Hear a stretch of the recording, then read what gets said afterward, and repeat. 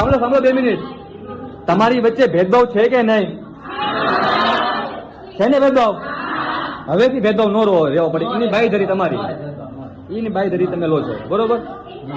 હવે જો અત્યારે આપણે આ બેન જે રહ્યા ને, જો મેડમ છે, સંધ્યા મેડમ છે, અક્ષા મેડમ છે, બરોબર, ઈ બેન તમારે 2027 ની જે બેન્ચ પૂરી થાય ત્યાં સુધી જો ઈ લોકો રહેવા માંગતા હશે તો અમે રાખવા તૈયાર છીએ. બીજા 2 મેડમ છે, બરોબર, બીજા 2 મેડમ જે રહ્યા નામ ઈ સહિત. લોકો સહિત કાજલ મેડમ છે, કામિની મેડમ છે, એ લોકો પણ રહેશો તો બધા અમને કોઈ પ્રોબ્લેમ નથી.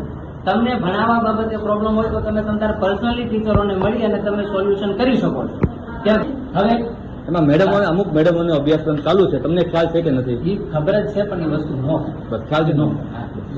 બરાબર, પૂર્ણ જવાબદારી અમારી રહેશે. મારી એમની સંપૂર્ણ ક્યાં સુધી જવાબદારી રહેશે? 2027 જ્યાં સુધી લોકોનું GNM, ANM first year, second year, third year પૂરું ન થાય, જ્યાં સુધી ડિગ્રી ન આવે ત્યાં સુધીની બધી જવાબદારી અમારી રહેશે. રજા, ઓકે. અને